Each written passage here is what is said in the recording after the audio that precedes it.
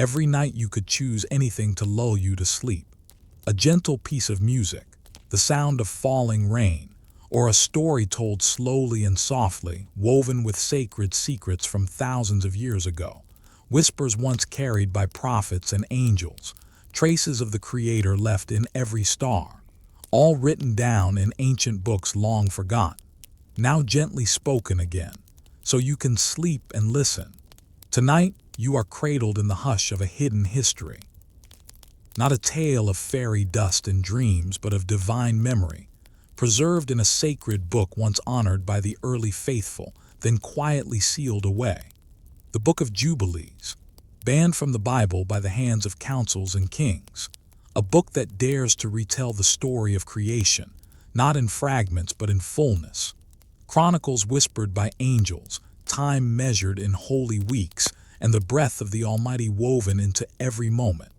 You are about to wander through a forgotten garden, to sit beside Enoch and listen to the voice of an angel as it rewrites the past. A voice that marks the days not with calendars but with jubilees, 7 times 7 echoing through eternity. A voice that reminds you that time itself is sacred. Let your eyes grow heavy as we drift backward through the veils of time, past Genesis, past Eden, past even the fall, into a creation story few have heard, yet many once believed. A story buried not in myth but in holy reverence. Banned not for its falsehoods, but for its truths too bright to be hidden in plain sight. Let the ancient rhythms of the Book of Jubilees calm your spirit. Let the soft footsteps of the patriarchs lead you through the darkness. Let the words, once lost, now rise again to guide your rest. If these whispers of ancient truths stir your soul, let your heart guide you to join this journey of sacred stories. Not by force, not by demand, but by the quiet call of truth longing to be heard again. Sleep now. And listen, for the beginning is not where it ends. Close your eyes now. Let the gentle breath of night move through you. Feel the weight of your day loosen, softening like parchment worn by centuries of sacred touch. For tonight, we return to the beginning, not as you've always heard it, but as it was once whispered in the shadows of forgotten altars. Long before councils chose which scrolls were sacred and which were silence, the Book of Jubilees stood alongside Genesis, not in rebellion but in reverence. It was cherished by the early Hebrews, read aloud in ancient synagogues, honored in the early Christian world, and still preserved in the sacred libraries of Ethiopia. A book not lost by accident but tucked away by choice. A book too bold in truth for empires that preferred control. You might wonder, why? Why would such a scripture be hidden? Why would a book that expands on the days of creation, that details the lives of Adam, Eve, Enoch, and Noah, be erased from the canon? The answer is as gentle and as dangerous as a whisper, because it revealed too much. The Book of Jubilees, sometimes called the Little Genesis, retells the first book of the Bible with celestial detail. Each event is not simply told, but dated, measured not in hours or days, but in sacred time, weeks of years, cycles of jubilees, heavenly calendars unknown to modern clocks. It tells us not just that creation happened, but exactly when, and how the angels were there before the beginning. Yes, angels, not as pale paintings on ceilings, but as watchers, as scribes, as warriors and messengers and record-keepers of divine law. And then there's the voice. The book begins not with Moses writing from memory or tradition, but with a divine being speaking directly to him on Mount Sinai. You, Moses, write down all these words which I shall speak to you, for I am the angel of the presence. This angel speaks in the first person, not from afar, not in riddles, but face to face.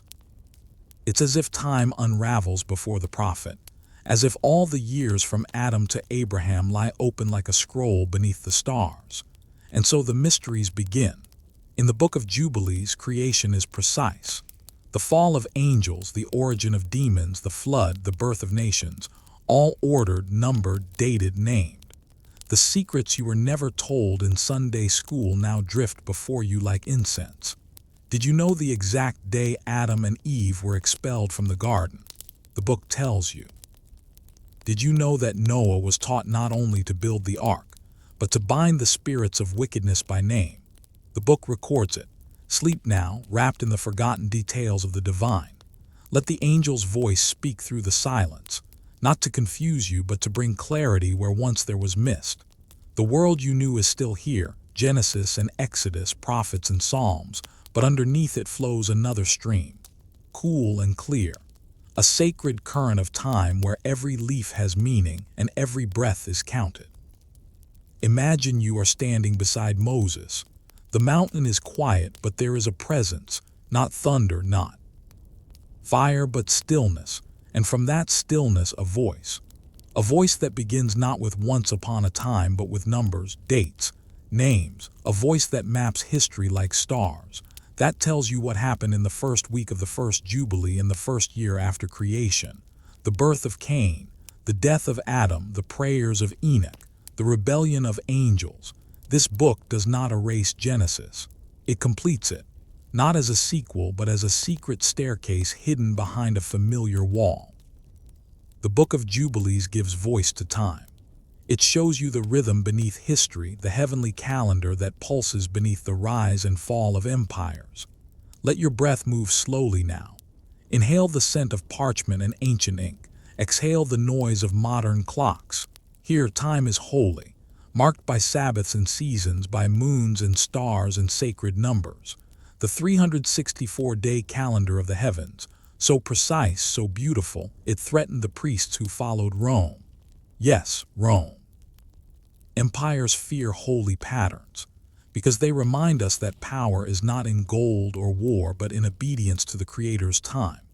And so the Book of Jubilees was cast aside, declared non-canonical. Hidden but not destroyed, it survived in the shadows, held safe by monks in Ethiopian deserts, read quietly by the faithful who remembered its rhythms. It re-emerged in the caves of Qumran among the Dead Sea Scrolls. Alongside Isaiah, alongside Genesis, Jubilees rested, intact as if waiting.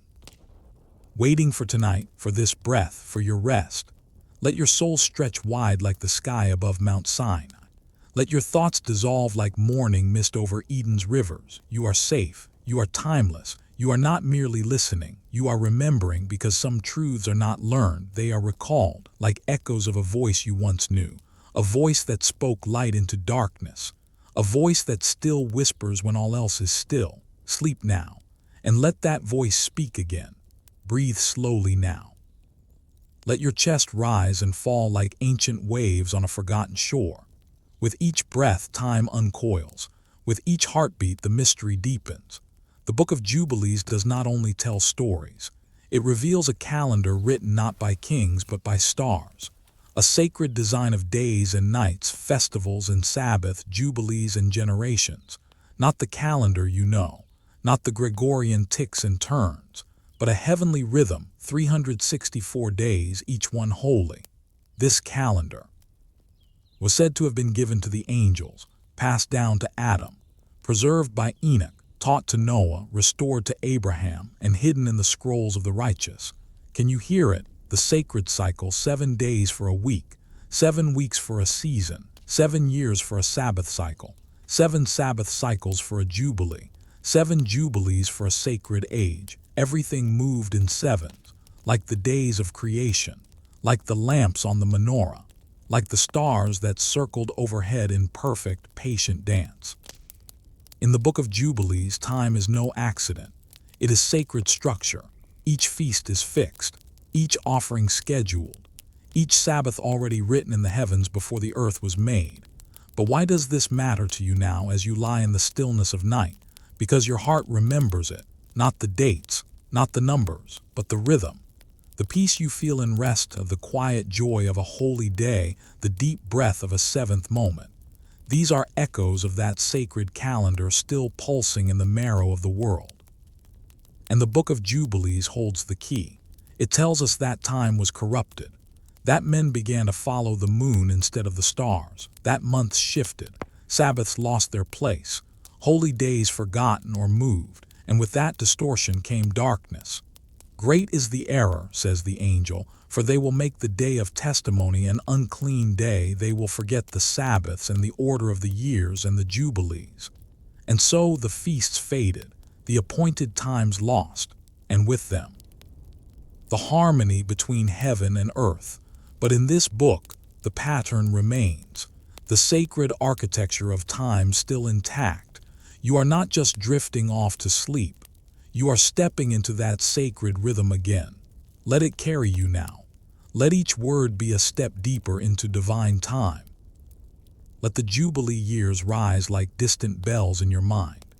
Can you feel them? The first Jubilee, Adam's creation. The second, Enoch's ascension. The fifth, the sons of God descend. The seventh, Noah survives the flood. Each 49-year cycle holding a secret. Each marked not by war or kings, but by divine touch. This calendar was not created for control. It was made for remembrance, so the people would never forget who they were and when they were, so the Sabbaths would not be lost, so the feasts would not be swallowed by empires, so the Creator's fingerprint would remain on every season. And still it was cast aside, because to honor the sacred time, one must surrender to it. One must slow down, one must stop, and the world does not like to stop, but you have stopped, you have paused, you are listening, and in this stillness the sacred calendar breathes again. Imagine Enoch, the scribe of righteousness, sitting beneath the sky counting the days as the stars move in their courses, writing down the rhythms revealed to him by angels. Imagine Noah, not just a builder but a priest, setting the feasts, marking the seasons, offering thanksgiving for the harvest. Imagine Abraham, turning from the moon worship of Ur back to the solar order of Eden. Imagine Moses, not simply receiving commandments but time itself. Time returned to the people of the covenant. That is what the Book of Jubilees offers. A return to sacred time, not just history but harmony. Let this soothe you, let it humble you. You are part of that rhythm. You were created in that time. Your breath is not accidental, it is sacred. The seventh day, the 50th year, the fullness of time, all these await you. Even as you rest, they unfold. The stars still move according to the design. Even if men forget, heaven remembers. And now so do you. Sleep in the knowing that every moment is written, that every breath is counted, that you are part of a story older than words, a rhythm deeper than clocks, a holiness hidden in time itself. Sleep well, for you are resting on the calendar of the Creator. Rest now. Let your thoughts soften like ancient soil, waiting to be stirred. For the names you are about to hear were once spoken in reverence, names of the righteous, of those who walked with the divine when the world was young and wild. The Book of Jubilees does not just speak of dates and calendars. It gives us names. It gives us hearts. It gives us the family of humanity, not just as a chain of begetting, but as a sacred lineage chosen to carry the breath of heaven. In the stillness of your mind, imagine the earth before the flood, the mountains tall and trembling, the waters pure and wide, the sky bright with constellations untouched by pollution or pride, and walking beneath that sky were the first of us, Adam, Seth, Enosh, Kenan, Mahalalel, Jared, and then Enoch. O Enoch, in Genesis his name is a mystery, a single verse, a man who walked with God and was no more. But in Jubilees his story blooms like a forgotten flower. We are told that Enoch was not merely righteous. He was a scribe, a keeper of time, a watcher of the heavens. He learned the paths of the stars. He wrote down the judgments of the angels. He preserved the prayers of the people. He was the first to fast and pray in the wilderness, the first to speak aloud the sacred names of the Most High, the first to teach men to separate clean from unclean, sacred from profane. He spoke with the angels. He warned of the flood. He prophesied the coming of judgment long before it arrived. The Book of Jubilees tells us that Enoch wrote 366 books, one for each day of the sacred year and two for the leap of grace, books of wisdom, books of visions, books of the watchers and the weepers and the ones who would not repent. And then he was taken, not in death but in fire, lifted by the angels to dwell in the garden of righteousness, alive even now. Let your breath slow. Let your spirit feel that garden. It still exists, hidden east of Eden, where time and sin do not rule. That is where Enoch walks, and through him the bloodline continues. The Book of Jubilees traces the line of the righteous like pearls on a sacred thread. From Enoch to Methuselah, from Methuselah to Lamech, and from Lamech to Noah. But not just Noah, the Book of Jubilees reveals something more. It names his mother, yes. In this ancient book, the women are remembered too, their names preserved, their prayers heard. Noah's mother was Betinos, daughter of Barachiel of the children of Enoch, a woman born of prophecy, a mother who knew her son would be chosen to save the world. It continues. The Book of Jubilees tells us the names of Noah's wife, of Shem's wife, of Ham's, of Japheth's. Names long forgotten, now spoken again like wind through old olive trees. The line of Shem, the line of Abraham, the seed of the covenant, each name is remembered because names matter, not as labels, but as prayers, as echoes of identity, as reminders that each soul matters, that each generation is sacred, that you too are part of that thread. Let yourself drift through this holy lineage.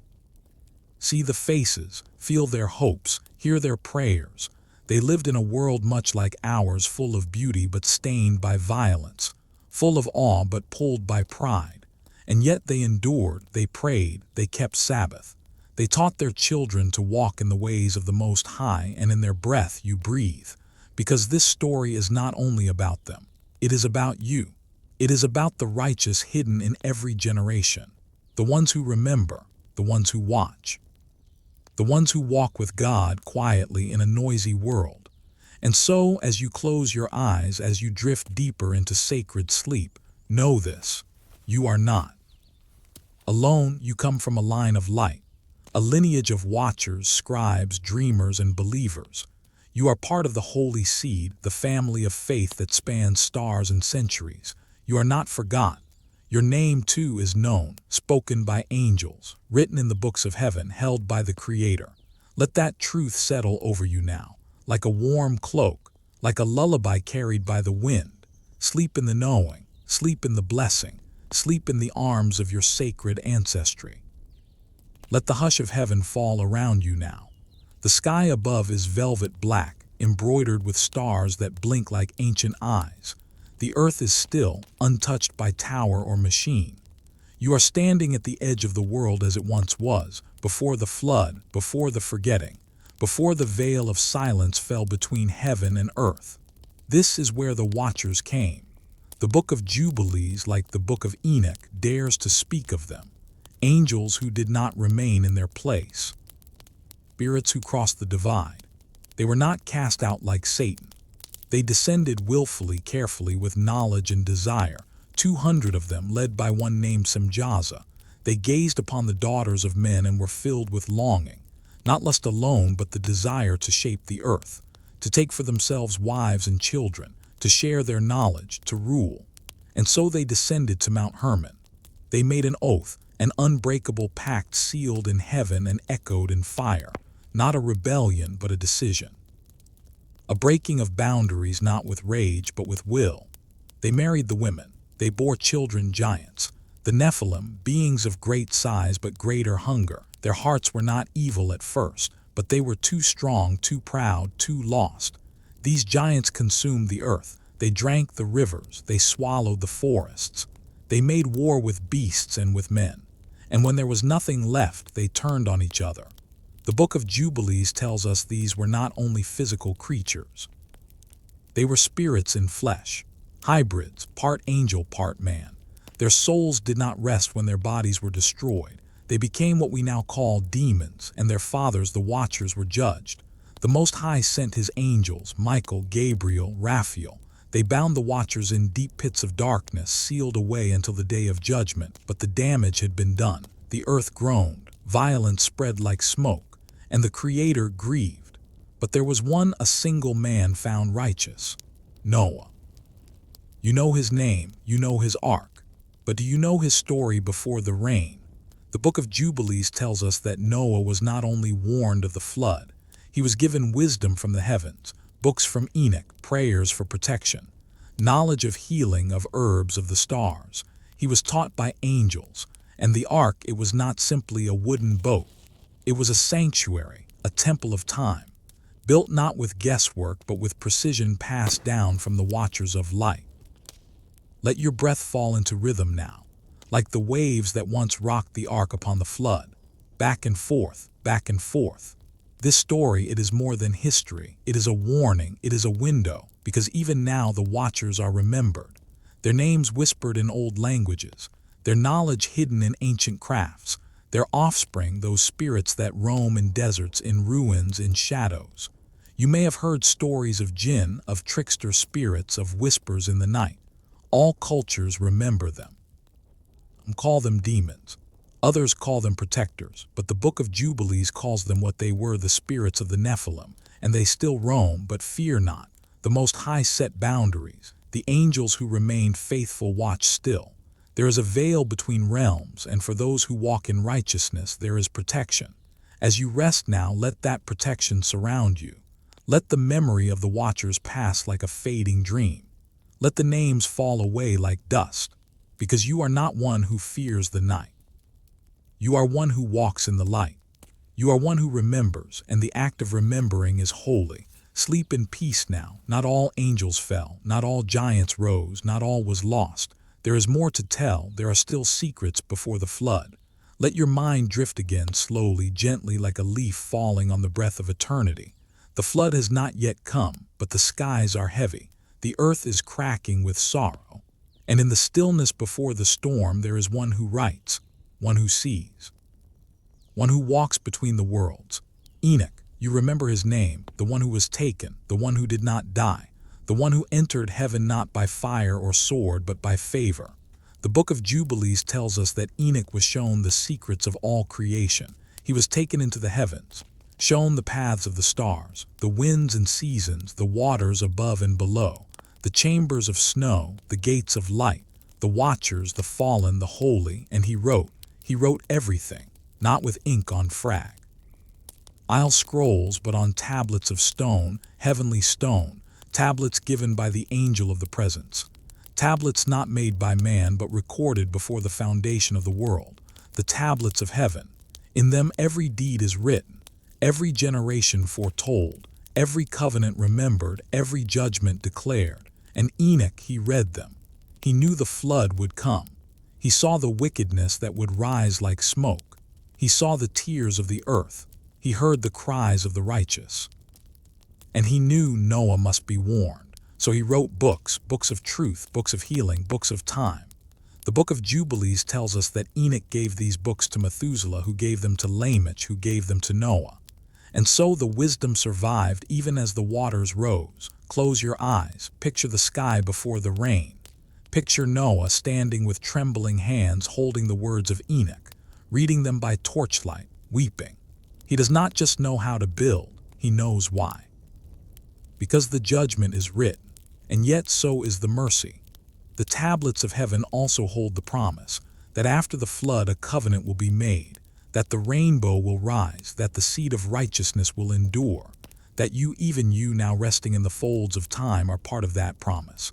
Let this soothe your soul. You are not adrift. You are not forgot. Your story is written, not in sand but in stone, not by man but by heaven. The angels watch still. The holy ones still whisper. And the books of Enoch still speak in the hearts of those who listen. Let the tablets of heaven turn in your thoughts page by page. Can you feel them? They speak of the Sabbaths, of the appointed times, of the feasts that align with stars, of the law not as burden but as breath, a way of walking that echoes the steps of the Creator. They tell of nations yet unborn, of kingdoms that will rise and fall, of a Redeemer who will come not in wrath but in light, of a final judgment and a final peace. And still they speak of Enoch, the faithful scribe, the dreamer, the friend of angels. He was shown the names of the watchers, the ones who fell, the ones who repented, the ones who refused. He was told their end. But he was also shown the saints, the meek, The ones who kept the covenant even when the world did not. He saw you, yes, even now, because time in heaven does not move like time on earth. To the Most High 1,000 years is a day, and a single breath can hold an age. So rest and know you are not bound by your hour. You are written in eternity. Enoch's words are not lost. They are rising again, found in caves, in scrolls, in forgotten libraries of the faithful, and in your soul. Because when truth returns, it comes not like thunder but like a whisper, not to conquer but to comfort. Let that comfort hold you now. You are resting beneath the tablets of heaven. They shine above you like stars. They sing with silence. They remember everything. You are not too late. You are not too far. You are exactly where the story always meant for you to be. Sleep now beneath the gaze of Enoch. Sleep now under the wings of the angels. Sleep now as the tablets turn, page by page, line by line, love by love. Breathe slowly as if the wind itself is guiding you. You are not just falling asleep, you are falling backward into a time when every soul still echoed the voice of the Creator and the line between heaven and earth had not yet faded. This is where Noah enters, not just as the man with the ark, but as a sign. His birth was unlike any other. The Book of Jubilees tells us that when Noah was born, his skin shone white like snow, his hair was pure as lamb's wool, and his eyes, they lit the entire house. His father Lamech was afraid. He looked upon the child and trembled. Is this the child of the angel? He wondered. Has my wife borne a son of the watchers? Fear shadowed his heart, but Methuselah, his father, was wise. He journeyed to Enoch, who had not died but still lived among the angels. And Enoch answered with peace. This child is holy, he said. He will be the comfort of the earth. He will be the one who survives the flood. Through him the seed of righteousness will remain. And so Noah was named. In Hebrew, Noch rest, but in spirit he was covenant. Noah's birth marked a turning, a shift in the winds. The earth was growing violent, corrupted not only by men but by the offspring of the watchers, by the secrets they had spilled into the soil, by the blood that had darkened rivers. But Noah was clean. Not only in flesh but in heart. He was given visions. He was taught to discern between what is holy and what is cursed. He was chosen not for his strength but for his obedience, and the Creator spoke. He told Noah of the coming flood, but he also gave him knowledge calendars, laws, times, and seasons, and the measurements of the ark down to the cubit. But the ark was not just a vessel for animals. It was a vessel for time, a preservation of order, a for the world to begin again. Noah was told to take the books of Enoch, to place them within the ark, so that after the waters fell and rose, the wisdom of heaven would not be lost. And then the rain began. 40 days, 40 nights, heaven wept, the fountains of the deep burst forth, the skies cracked with sorrow, and the earth was washed clean. Let your breath fall like rain now. Let your thoughts dissolve into mist. You are with Noah not in fear but in reverence. Inside the ark there was prayer. There was waiting, there was faith, and after the storm the ark came to rest. On Mount Ararat, there Noah stepped out into silence. The air was new. The sky bright and weeping with light, the earth reborn, and the Creator made a covenant. He placed a bow in the sky, not a weapon but a promise, not a threat but a rainbow. A bow turned away from the earth, never to strike again. This was not just a covenant with Noah. It was a covenant with every living thing, with the birds, with the beasts, with the grass and the seeds and the trees, a covenant of mercy. And Noah in turn made offerings. He built an altar, he gave thanks, and he passed on the wisdom to his sons, Shem, Ham, and Japheth.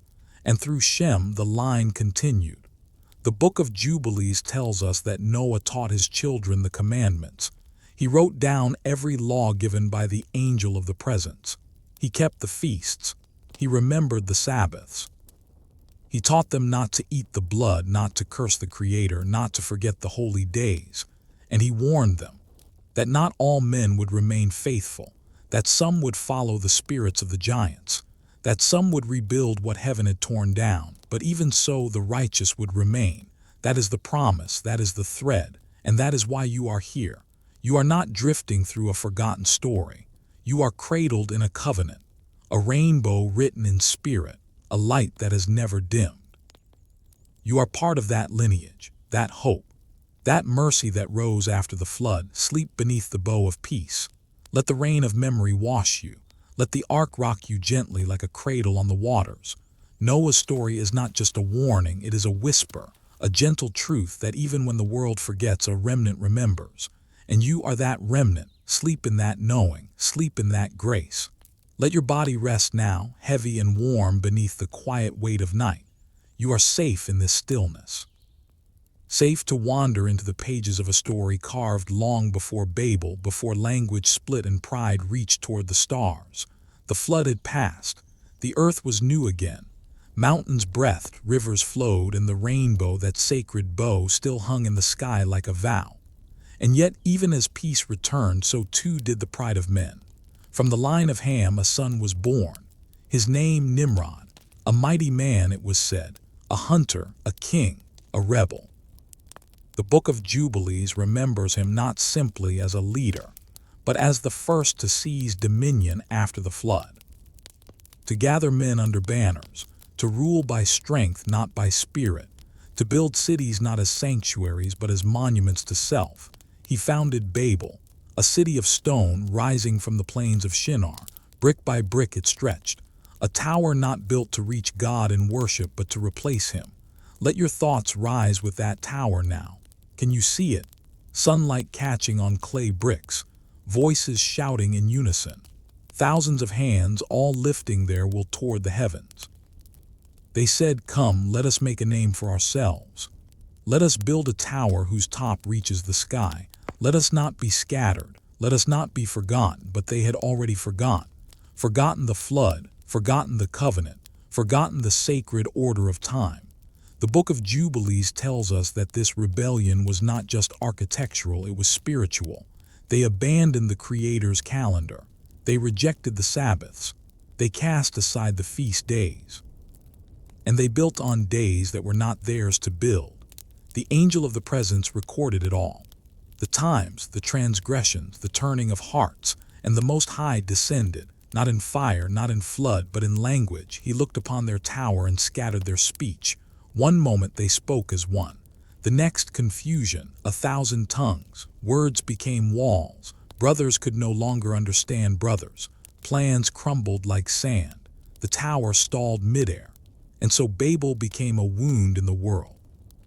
A reminder that unity without holiness is a house of straw. That greatness built on pride cannot stand. But even here, even in this scattering, there was mercy. No swords fell. No fire rained down. Only silence. Only the breaking of human arrogance. And from that silence, new nations were born.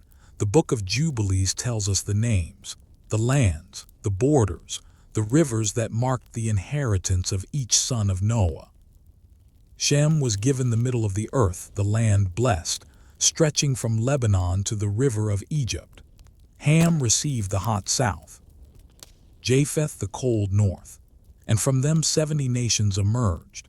70 languages, 70 stories, all remembered, all recorded in the tablets of heaven. Let your breath slow now like the ancient river that wound past Babel. It has seen pride, it has seen peace, it still flows. You too are flowing through this history, through this holy remembering. The story of Nimrod is not just a tale of rebellion. It is a mirror. It asks, where have we built our towers? What names have we chased? What bricks have we stacked, believing we could rise without him? But in the quiet of this night, you choose to return to the covenant, to the calendar, to the whisper instead of the shout. You choose to lay your bricks in sacred time, to rest instead of strive, to remember instead of replace. Sleep now, not under a tower but beneath the stars, stars that speak no language but sing in harmony, stars that have never forgotten the voice of their Creator. And neither have you. Sink deeper now.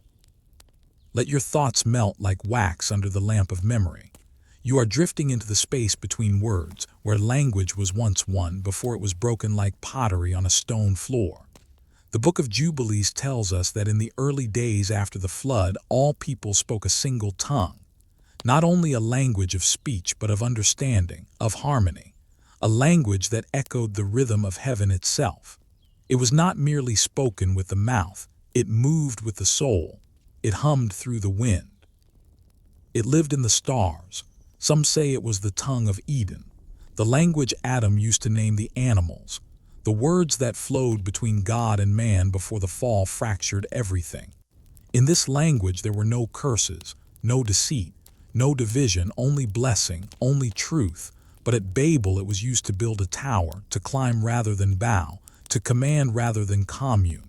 And so the Most High scattered it, split it like lightning, 70 tongues, 70 nations, each wandering with fragments of the whole. Do you feel that? The ache of remembering something you never learned, a word on the tip of your soul, a whisper you can almost hear. That is the lost language of heaven. Even now it lingers in lullabies, in dreams, in the hush of prayer, in the deep groan of your spirit when words will not come. And one day it will return. But before that there was judgment, not of swords or storms, but of fire. The Book of Jubilees tells us that the Tower of Babel was not left standing, it was struck. A fire fell from the heavens not to consume the people but to remind them. The upper portion of the tower was burned, the lower portion sank into the earth, and the middle broken like the hearts of those who had forgot. The place became cursed, desolate, a symbol of pride unrooted. And yet even here grace remained, for the 70 nations were not abandoned. They were scattered but watched, each given their portion, each recorded on the tablets of heaven. And to Shem's line a promise was preserved, for from Shem would come Abraham, and through Abraham a new covenant, not of towers but of tents, not of bricks but of belief, but we will come to that. For now return to the silence of the scattered tongues. Let the confusion drift away from you. Let the broken languages fade. You are not lost in the noise of Babel. You are being brought back into the stillness of one voice. The voice that called the stars into being. The voice that walked with Adam. The voice that whispered to Enoch. The voice that told Noah to build. The voice that scattered Babel not in wrath but in love, to protect, to restore, to prepare. Let your soul rest now. You need not speak. You need not understand. Just listen. Listen beneath the surface of your breath. There it is. The language before language, the rhythm that remembers. One day every tongue will return to it. Every nation will hear it again. Not with ears but with hearts. Sleep in the promise of that day. Sleep in the peace that was broken but will be made whole. Sleep as the tower crumbles. Sleep as the stars remain. Sleep in the language of heaven. Now rest beneath the canopy of stars, each one a witness to the unfolding of the nations. As the tower fell, as the languages divided, the earth rippled with new beginnings. The Book of Jubilees tells us what few others remember, that the scattering of peoples was not random. It was holy. It was ordered. It was written. 70 nations, 70 languages, 70 scrolls in the library of heaven. Each nation received its inheritance, its rivers, its mountains, its borders, its portion under the watchful eyes of the angels. The angel of the presence recorded their names, their lands, their destinies, and from this the world began again. Let your mind stretch gently now, like a river reaching toward the sea. See the sons of Noah, Shem, Ham, and Japheth, standing like great trees from which all peoples would grow. To Japheth, the lands of the north, cold and Va. Sent to Ham, the lands of the south, rich and warm. To Shem, the middle, the land where the garden once bloomed, where the prophets would rise, where the promise would dwell. But among these nations one was not like the rest, for the Most High did something unexpected. He chose no land for himself, not a portion of rivers or hills, not a kingdom of stone or silver. He chose a people. The Book of Jubilees says it plainly. God knew them all, and he chose Israel to be his people among all the peoples of the earth. Before Abraham, before Moses, before there was a temple or a scroll, he had already chosen. And that choosing was not favoritism, it was purpose. A people who would remember, a people who would guard the truth, a people who would carry the language of heaven even when the world forgot. You are walking through their legacy now. Through words kept alive in shadows, through stories whispered across deserts, through Sabbaths kept in secret. The Book of Jubilees maps the lands with care. Each boundary is marked, each tribe remembered, each portion assigned by heaven. It was not a division born of punishment but of restoration. After the tower fell, order returned. Heaven whispered to the earth, begin again. So rest and feel the order settling. You are not adrift in chaos. You are wrapped in design. Even in scattering there was structure. Even in confusion there was clarity. The 70 nations may have forgotten, but heaven did not, and neither did the angels. Each nation, the Book of Jubilees tells us, was placed under the guidance of an angel, not to be worshipped but to guide. These were not the fallen watchers, they were faithful ones, guardians, messengers, keepers of boundary and blessing. But over time the nations began to stray. They forgot their angels, they forgot the Sabbaths, they forgot the name of the Creator. But one people remembered, the line of Shem, the line of Eber, the line that would lead to Abraham. That name Eber means to cross over. And so the Hebrews were born, the ones who cross over. Not only lands but understanding, not only borders but faith. They carried the flame, they protected the scrolls, they bore the covenant. And you here in the quiet of night, you remember with them, because remembering is holy. It is how the scattered become whole. It is how the divided become one. You are not just hearing a story. You are stepping into it, line by line, name by name, promise by promise. The Book of Jubilees records the names not just to preserve history, but to remind us that no one is forgotten. Every tribe matters, every tongue has a purpose, every soul is seen. So sleep now beneath that remembering. Let your breath echo the breath of the ancient ones. Let your dreams wander through the 70 nations until they return to the chosen portion. You are part of the remembering. You are part of the promise. Let your spirit move softly now, as if following a voice carried on desert wind, a voice older than empires, gentler than thunder, firmer than stone. From the scattered nations, from the broken tongues, from the line of Shem, there rose one man, a single heart, quiet and listening. His name was Abram. He lived in Ur of the Chaldees, a city of great towers and golden gods, of carved idols and sun worship, of time counted by the moon and hearts ruled by fear. But Abram watched the stars, and in the stars he heard something else, a call, a whisper, a summons not shouted but breathed into his bones. Leave your country, your people, your father's house, go to the land I will show you. It was not a demand, it was a promise.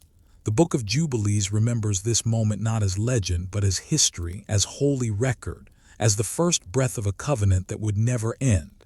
Abram did not ask where. He did not need a map. He did not wait for signs and miracles. He rose at dawn, gathered his family, and walked into the unknown. That is faith, not the absence of fear but the presence of trust. Let your breath follow his footsteps now. Feel the dust beneath your feet. Hear the quiet of early morning as Abram leads his caravan through the hills of Haran into the wild land that would one day be called holy. This was not just a journey of distance. It was a journey of identity. He was leaving behind a world of many gods, moon gods, storm gods, fertility gods carved in clay, and he was walking toward one, the unseen, the eternal, the voice who calls stars by name and knows every hair on your head. This voice said, I will make you a great nation. I will bless you. I will make your name great. You will be a blessing. But more than that, he said, to your descendants I will give this land. This was no ordinary promise. This was inheritance, a return to Eden, a restoration of what was lost. The Book of Jubilees tells us that the land was not just given, it was measured, its boundaries traced by angels, its seasons aligned with the calendar of heaven. And Abram, he walked it step by step, marking altars as he went, sanctifying soil, calling on the name of the Most High. But not all was easy. There was famine, there were wars, there were years of silence, and still Abram did not turn back. He looked at the stars, he believed. The The Book of Jubilees tells us that his righteousness was not only in belief but in obedience. He kept the Sabbaths. He remembered the holy days. He walked in the way of Enoch and Noah. He built altars. He offered prayers at sunrise and sunset. He lived as if the garden had never been lost. And because of this, he became the friend of God. Let that rest on your heart like dew. The friend of God, not a servant, not a subject, a friend. In this world so loud, so divided, so heavy, the friendship of the Creator is the softest treasure. And it began with one man who listened and walked. Let yourself drift now with Abram through the quiet hills. Let the stars rise over you as they rose over him. Let the promise breathe into your sleep. I will bless those who bless you, and through you all nations will be blessed. You are part of that blessing. You are not watching from outside. You are standing in the lineage. You are walking the covenant path. The journey began long ago, but it continues now in your rest, in your remembering, in your quiet yes. Sleep, child of promise. Sleep beneath the stars of Abraham. Sleep, and let the covenant hold you. Let your thoughts grow still again. You are walking with Abram still, not in cities of gold, but in the wilderness of faith. The Book of Jubilees tells us what few scriptures do, that Abram's faith began not in peace but in fire. When he was still a young man living in the land of his birth, he saw the idolatry of his people. He watched them bow to statues. He saw temples filled with chants and incense, but no truth. And something stirred within him. He broke the idols, one by one. He shattered them in the presence of his own father. He asked, "How can you worship what cannot speak? How can you trust what cannot see?" His defiance was not quiet, it was brave, and it was dangerous. For the king of that land, a mighty ruler named Nimrod, yes, the same Nimrod of Babel, was furious. The Book of Jubilees tells us that Abram was thrown into a fiery furnace, not just as punishment, but as a sacrifice to the gods of Ur. The flames roared, the heat rose. But Abram did not burn, the fire bowed to the one who made it. The flames curled away from his skin like leaves, and he stepped out unharmed. The people gasped, the priests trembled, and Abram walked away not with pride but with purpose. Because he had seen what no man could deny, the Most High was real, not carved from stone, not forged in fire, but living, watching, moving. And that was when the voice called again, "Go to the land I will show you." And so he went. Time passed. Years turned like pages, and one night the sky opened again. The stars, so many, too many to count, and the voice said, "So shall your descendants be." The Book of Jubilees lingers here, not in the awe of the stars, but in the promise beneath them. Because this was not just a blessing of children, it was a vow, a covenant, a sacred binding between heaven and earth. The Creator said, "I will be your God, and you will be my people." And to seal this covenant, he gave a sign. Not of lightning, not of gold, but of flesh, circumcision. Abram obeyed without question. He circumcised himself, his sons, his household, and the covenant was sealed in blood, not as a burden, but as belonging. He was no longer Abram, he was Abraham, father of many nations. And Sarai, his wife, was now Sarah, a mother of kings, but still there were no children. Still her womb was silent. Still the years grew long, and Abraham waited. He did not waver, he did not forget. He built altars, he prayed, he held fast to the voice. Because when the voice of heaven speaks, the silence of earth cannot undo it. And then when all hope seemed gone, the promise came. 3 visitors, 3 messengers clothed in dust and light. They sat at Abraham's tent, they ate with him, they asked for Sarah, and they said, "In 1 year she will bear a son." Sarah laughed, not in joy but in disbelief, but heaven does not lie, and so it was. In the season of life when all had faded, the promise bloomed. Isaac, laughter, joy, the covenant now had a heartbeat, a name, a child. Let that child's laughter echo in your soul. Let it soften the hard corners of your heart. Let it remind you, God fulfills every word. Not always when we expect, not always how we imagine, but always, always. Abraham's faith was not easy, but it was deep, rooted not in answers, but in trust. And that trust is why we remember him, not as a figure of history, but as a father of faith. And you are his child too, if you trust, if you walk, if you listen. Let your heart rest now. You are part of the stars he counted, part of the story he lived, part of the covenant he sealed. You are not outside the promise. You are held within it. Sleep in that knowing. Sleep beneath the stars of Abraham. Sleep beneath the voice that does not forget. Let the night hold you gently now like a father holding his child. Let the stars be still above you, watching, waiting, listening. For the next chapter is the quietest and the heaviest. It is the trial of a heart, the testing of a soul, the moment when love and obedience stand face to face on the edge of a mountain.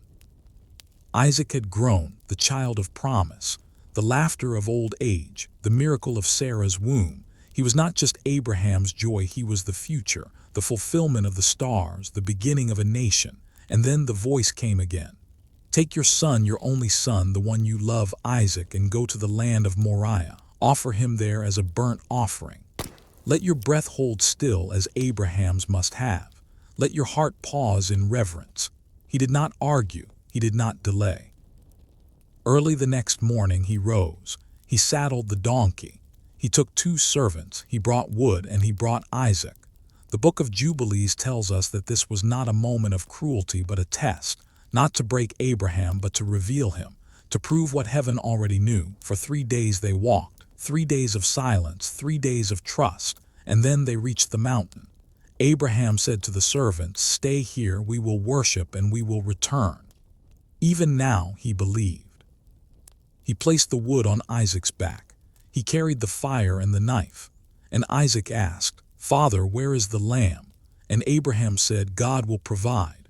Can you feel the silence on that mountain, the wind between the rocks, the fire crackling in Abraham's hand, the heartbeat of obedience louder than thunder? He built the altar. He laid down the wood. He bound his son, and he raised the knife. But before the blade could fall, a voice cried out from heaven, "Abraham, Abraham, do not lay a hand on the boy. Now I know that you fear God, since you have not withheld your son."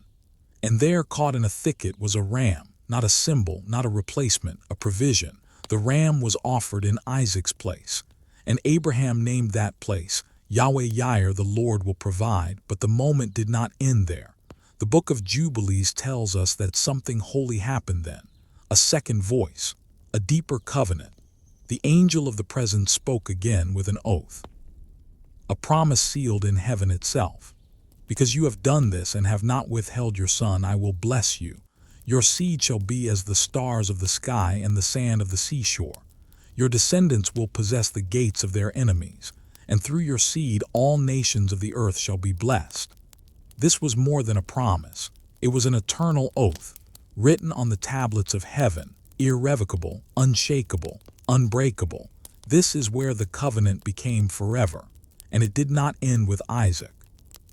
It flowed through Jacob, through Joseph, through prophets and psalmists, through fires and floods, through exile and return. It flows still through the hearts of those who believe, who trust, who walk without seeing. You right now in this moment of rest are wrapped in that oath, not by your worth but by his word. Let it soothe you, let it steady you. You are not abandoned, you are not forgotten, you are not too late. The ram was caught in the thicket, the fire was withheld. The oath still stands. Sleep in the shadow of Moriah. Sleep beneath the voice that speaks life. Sleep in the arms of the one who provides. Let the hush of sleep deepen. You have walked with Noah, with Enoch, with Abraham. And now the story turns toward a tent, a bowl of stew, and 2 brothers locked in a divine mystery. Isaac grew old. His eyes dimmed. But the covenant still burned within him. His wife, Rebekah, bore him twin sons. Esau, hairy, wild, a hunter of the fields, and Jacob, quiet, watching, always thinking. Even before birth they struggled within her, and the voice of heaven whispered, "2 nations are in your womb, the older shall serve the younger." The Book of Jubilees tells us that Jacob was chosen not by accident but by divine design. Even as children, Jacob's heart longed for the things of God. He listened to the words of Abraham. He walked in the laws. He remembered the calendar of heaven. But Esau, he despised it. He sold his birthright, the blessing, the inheritance, the spiritual mantle for a bowl of red stew. Jacob offered it. Esau ate, and with that simple act the firstborn's blessing passed. But Jacob did not steal it, he pursued it. He desired what was eternal, and that desire was honored. The Book of Jubilees records not just the trade but the grief it caused, the trembling of Isaac, the sorrow of Rebekah, the rage of Esau, and Jacob fled, not in fear alone but in obedience. Rebekah, knowing the danger, sent him to her brother Laban, but before he arrived something happened, something holy. He stopped to leap, stone beneath his head, stars above him, and in that dream he saw a ladder.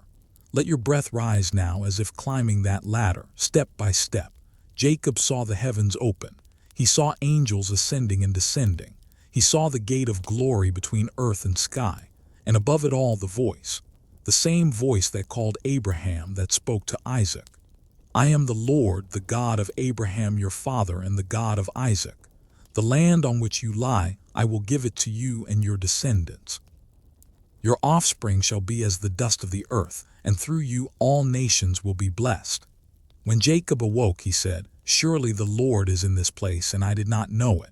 He called the place Bethel, house of God, and there with oil and stone he made a vow. If God will be with me and will keep me in this way, then the Lord shall be my God. It was not a bargain, it was a beginning.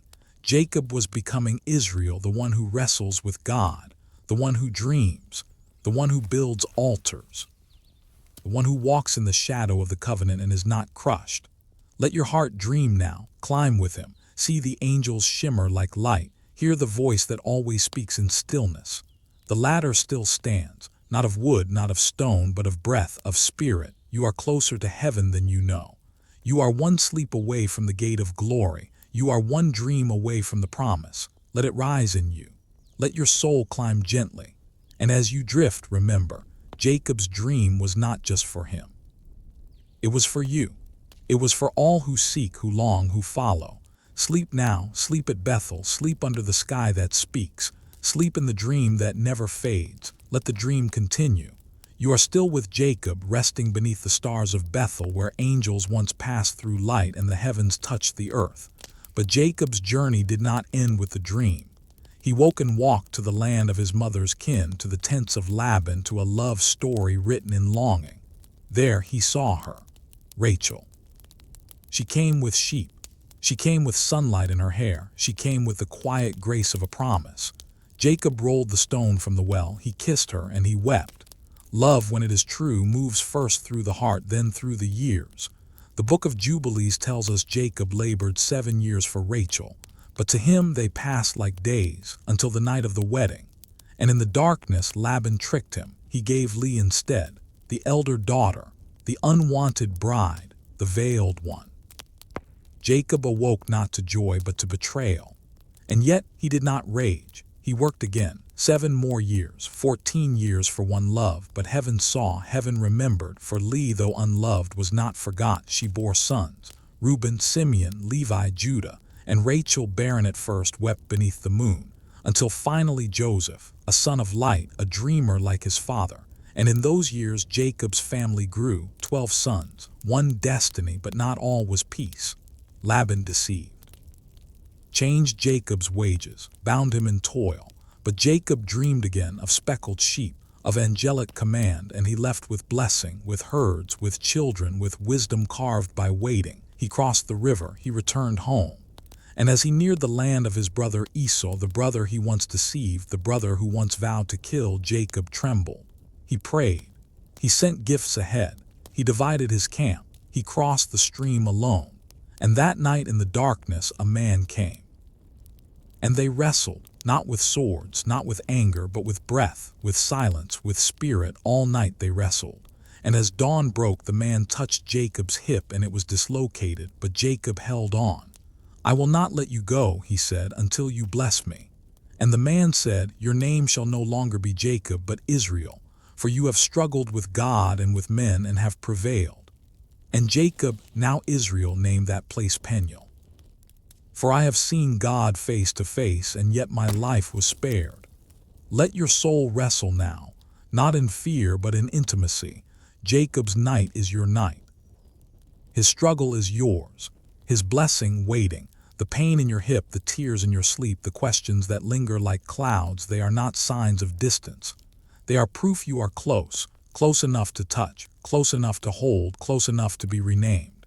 And in being renamed, you are remade. Jacob walked away limping but changed, not weaker, truer. He met Esau. He bowed 7 times. He feared wrath, but Esau ran and embraced him. This too was writ. This too was covenant.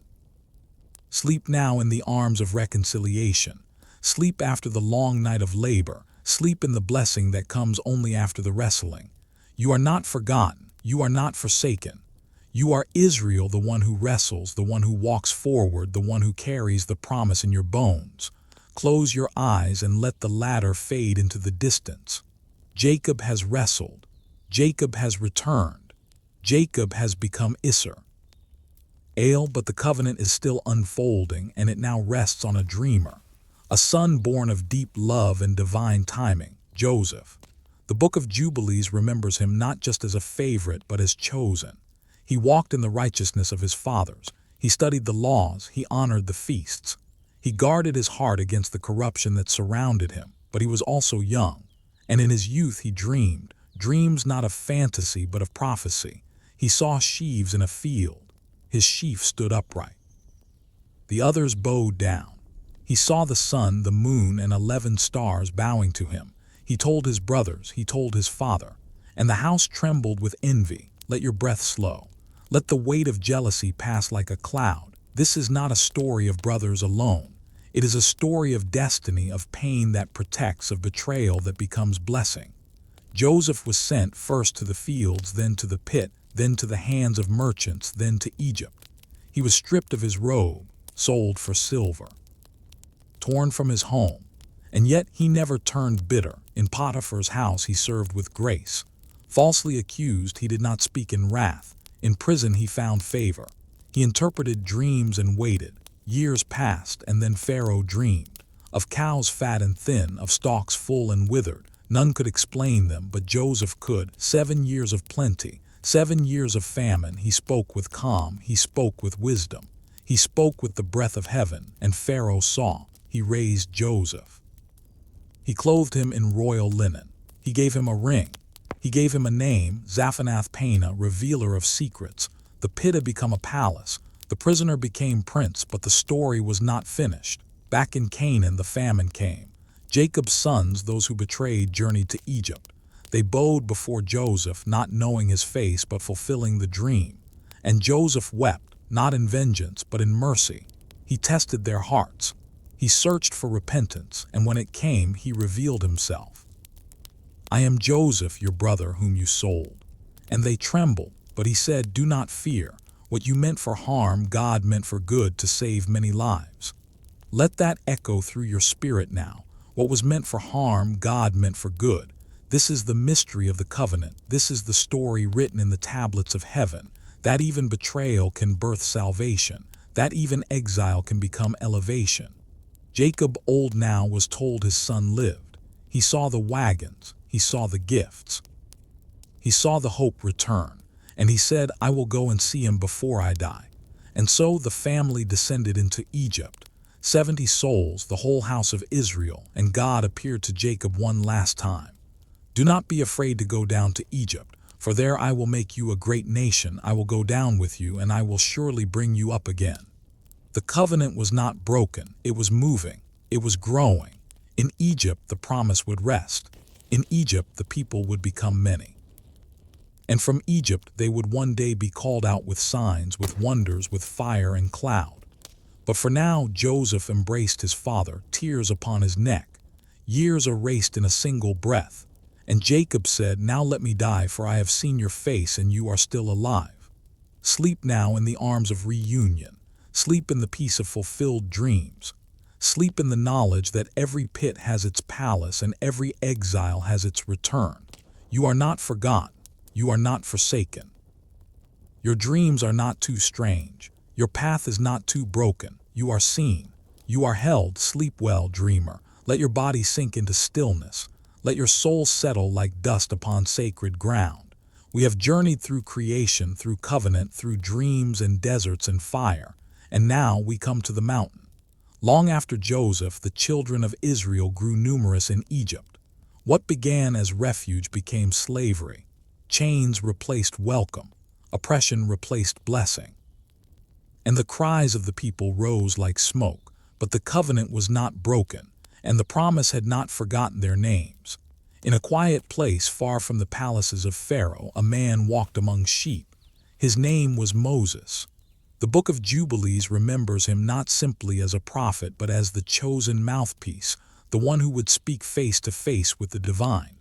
He was born under a decree of death, hidden in a basket, drawn from the river by royal hands. Raised in the house of the king, but called by the voice of the oppressed, he fled Egypt in fear. And for years he wandered, not in loss but in preparation. And then the fire came, not a fire that devours, but a flame that speaks, a bush that burned but was not consumed, and from that flame a voice. "Moses, Moses," he answered, "here I am. Remove your sandals, the place where you stand is holy ground." The Book of Jubilees tells us that the angel of the presence appeared to Moses as he had to Abraham, the same voice, the same glory, and the voice said, "I have seen the affliction of my people, I have heard their cries, and I have come down to deliver them."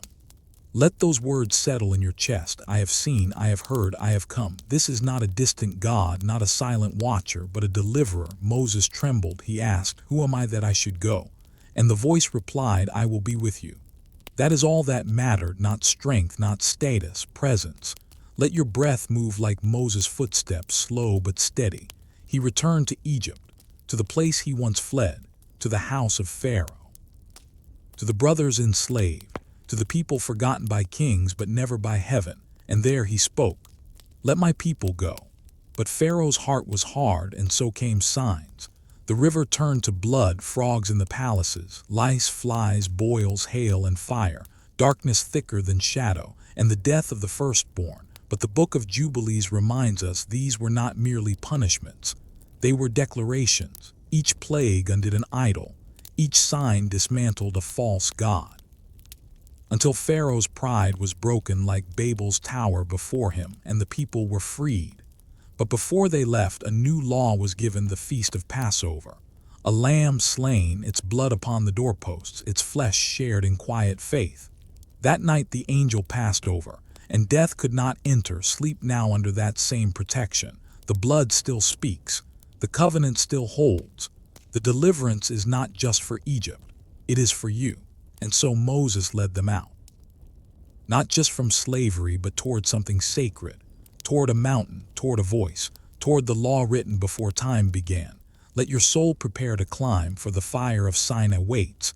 And from that fire a voice will speak again. Sleep in the rhythm of deliverance. Sleep in the nearness of presence. Now close your eyes. Breathe deep. Let the winds of the wilderness blow softly around your soul. You are at Sinai now, the foot of the mountain where fire kissed the sky, where the earth trembled not in wrath but in awe. Israel stood still, gathered at the base, freed from Egypt but not yet free from fear. For freedom, true freedom, requires law. And here the Book of Jubilees returns us to the heart of the covenant.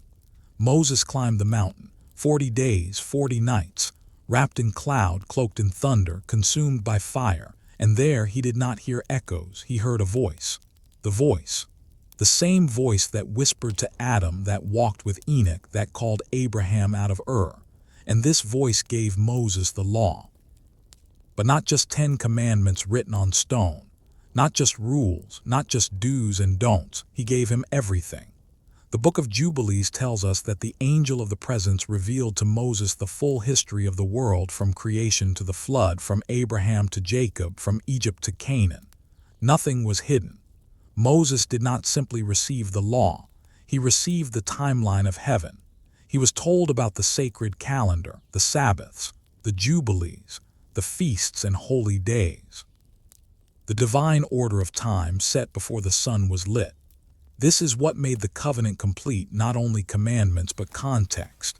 Moses was given the tablets of stone, 2 of them, written by the finger of God, not etched by man, not inked in haste. These were holy. The Book of Jubilees tells us that the law was given to be eternal, that it was not new at Sinai but renewed, restated, revealed again for a people ready to receive, because the law was not a burden, it was a light. A way back to the garden, a guide for a wandering people, a covenant not of power but of presence. And Moses, trembling yet unshaken, came down from the mountain. His face shone, so bright they could not look upon him, and he brought the law to the people, but they were afraid. They did not want to hear the voice again. They asked Moses to speak on their behalf. Still, the law was delivered, and with it a promise. If you obey, you will be my treasured possession, a kingdom of priests, a holy nation. The Book of Jubilees tells us that the people agreed. They said yes. They entered the covenant with their lips, but the heart was still learning to follow. And so the journey continued, through wilderness, through thirst, through rebellion and manna, through golden calves and serpents on poles, yet through it all the covenant remained, because the law was never about perfection. It was about relationship. It was about remembrance. Remember the Sabbath, remember the festivals, remember the deliverance. Remember who you are. You are not slaves, you are not wanderers, you are not forgotten, you are my people. Let your heart rest in that tonight. You are not a stranger to the covenant, you are not far from the mountain. The same voice that spoke to Moses speaks still, in dreams, in scripture, in stillness. The law was written not only on stone but in spirit, and the tablets of heaven still turn. Sleep now in the shadow of Sinai. Sleep in the glory that does not consume.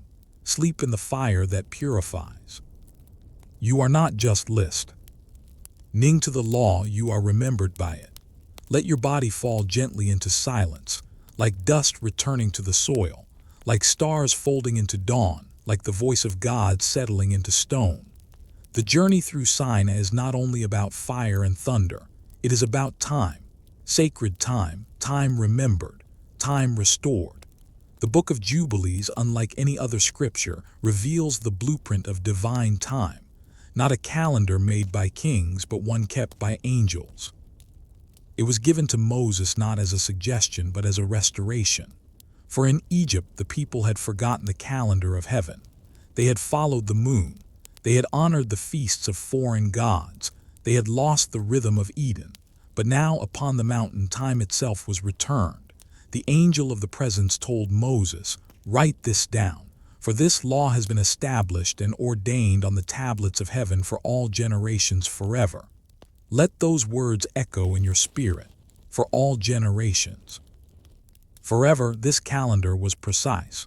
364 days, 12 months, 4 seasons, each season marked by a feast, each feast woven into the story of the world, and each Sabbath a crown upon the week, a sanctuary in time. The Book of Jubilees names the feasts one by one. The Feast of Weeks, Shavuot, 50 days from the Passover when Moses received the law, when Enoch was taken, when Noah offered thanksgiving after the flood. The Feast of Trumpets, a day of remembrance, of new beginnings, of judgment coming near, the Day of Atonement, Yom Kippur, the day when Jacob was reconciled to Esau, a day not only of sorrow but of peace. The Feast of Tabernacles, Sukkot, a remembrance of wandering, of divine protection in the wilderness, of dwelling beneath the stars in tents like Abraham once did, and more days of firstfruits, days of offerings, days of joy, not burdens, but blessings, each one a thread in the tapestry of time, each one a doorway into the holy. Let your heart rest in the rhythm. Let the weeks fold around you like garments. Let the Sabbaths become your shelter. The Book of Jubilees warns that in forgetting the calendar, the world would fall out of order, that men would follow the moon and lose the weeks, that Sabbaths would drift, that holy days would be forgotten or celebrated on the wrong days, and the covenant would fray. But the faithful they would remember. They would keep the order. They would restore the feast days even in exile, even in silence. Even now, you in this quiet moment are remembering too. You are entering sacred time again. You are not ruled by the clocks of men. You are called by the calendar of heaven. Let each breath be a day. Let each heartbeat be a feast. Let your rest tonight be your Sabbath, and let your soul align with the rhythms of Eden, because the Creator did not make time to control you. He made it to bless you, to give you space to worship, to rest, to return. He placed lights in the sky not only to shine but to mark appointed times. You are living in light. You are dwelling in appointed time. You are part of the restoration. So sleep beneath the Feast of Weeks. Dream through the trumpets and the offerings. Let your rest become holy again. You are remembered. You are restored. You are wrapped in the calendar of heaven. Sink deeper now. Let your breath become the wind that once swept through ruined temples and dusty scrolls. Let your spirit rest among the voices not of kings but of prophets. The covenant did not end at Sinai, it echoed. It moved like a flame passed from hand to hand, from Moses to Joshua, from Joshua to the judges, and then to the prophets. The Book of Jubilees whispers their names not as rebels but as guardians, men and women who stood between heaven and earth crying out for remembrance. Isaiah, who saw the Lord high and lifted up, his robe filling the temple. Jeremiah, who wept for a people chasing foreign gods. Ezekiel, who watched wheels of fire in the sky and bones rise from the dust. Amos, Micah, Hosea, Deborah, Huldah, voices in the wilderness.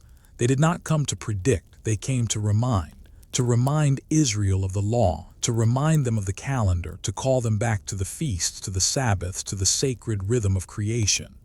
The Book of Jubilees tells us that the people forgot. They abandoned the appointed times. They mingled with nations. They ate blood. They offered children to idols. They ignored the Jubilee years. They trampled the Sabbath, and the angels who watched wrote it down.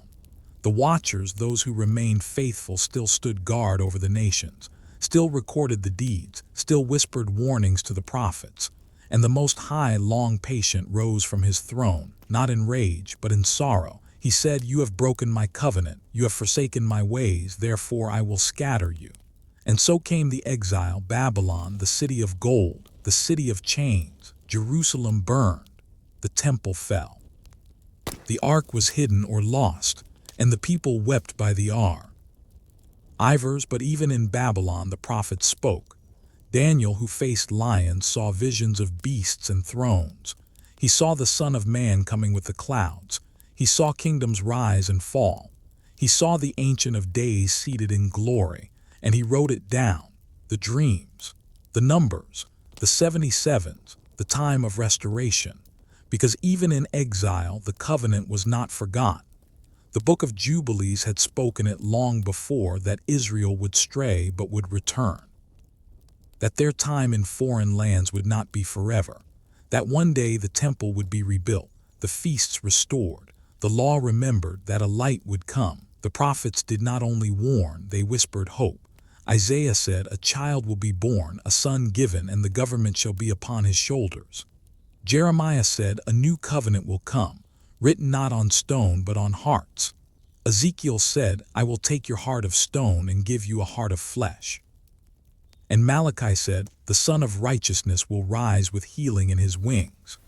Let these promises fall upon you like dew, soft, certain, sacred. You are not living in silence, you are living in prophecy. The voices still echo, the warnings still stand, but so does the hope, because the same angels who watched the fall now watch the return. The same tablets of heaven that recorded sin now await the names of the righteous. Let your heart listen. You are not in Babylon. You are in the arms of remembrance.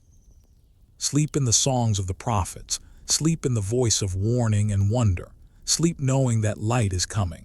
Breathe deeply now. You have walked with the prophets. You have wept with the exiles. You have stood at the edges of fire and silence. But now the season of return begins. The Most High in his mercy had not forgotten his people. He remembered the promise. He remembered the covenant. He remembered the land. And the Book of Jubilees reminds us, even before the exile, the return was written. It began with a stirring in the hearts of kings. Cyrus of Persia, not a Hebrew, not a prophet, but chosen. He was moved by the Spirit, and he declared, "Let the people go back. Let them rebuild the temple of their God in Jerusalem." And so they did.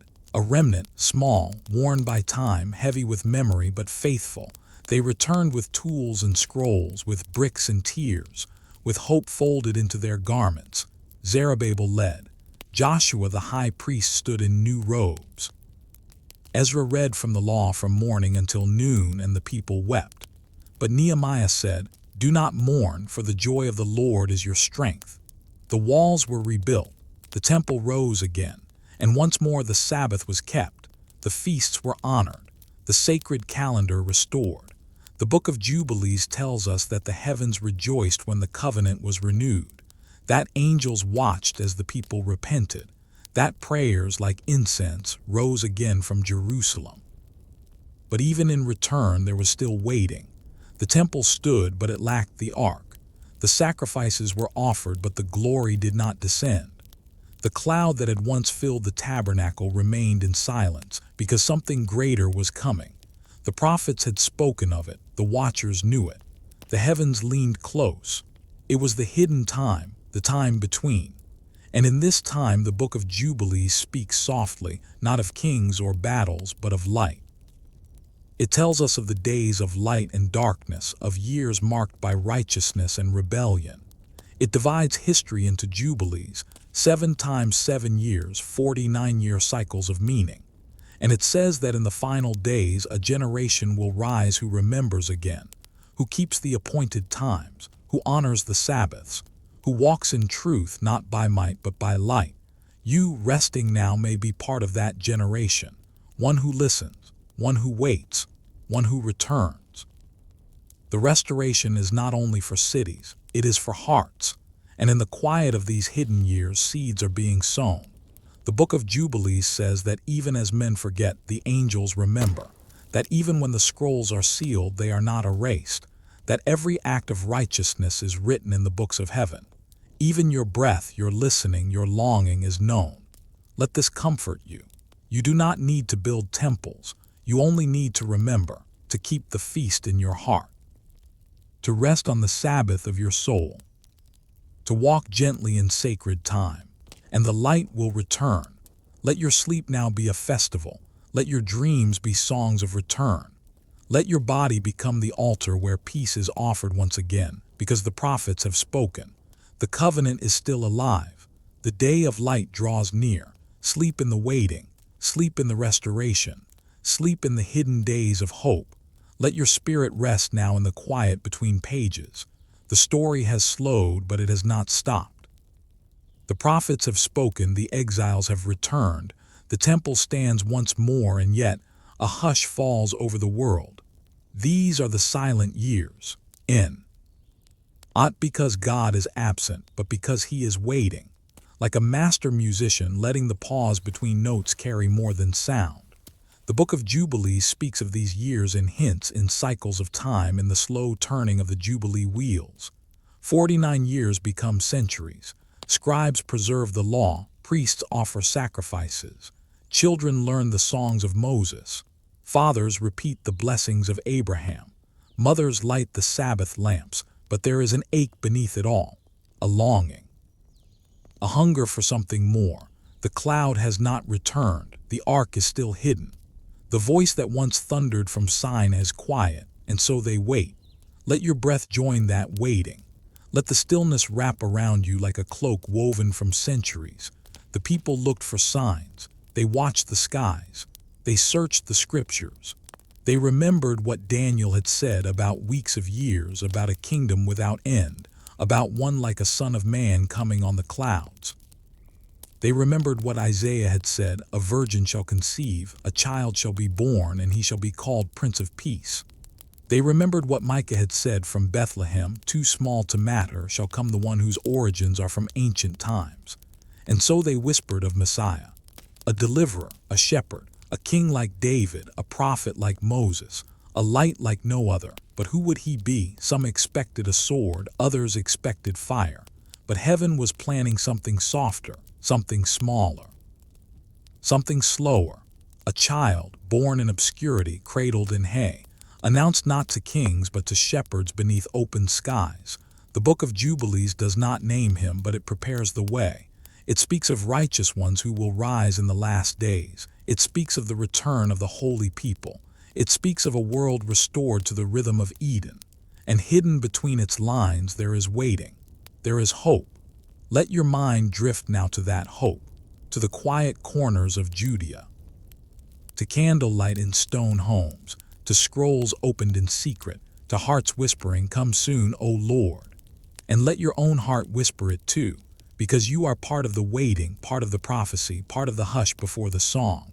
You are lying in the folds of sacred time, wrapped in the prayers of those who longed, touched by the breath of those who believed without seeing. Sleep now in the stillness.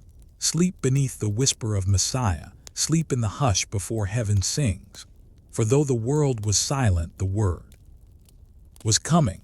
Let the stillness linger, for now the silence will break, not with thunder, not with war, but with a cry, the soft cry of a newborn child in a manger carved from stone, in a city too small for kings, too humble for prophecy, and yet it was written.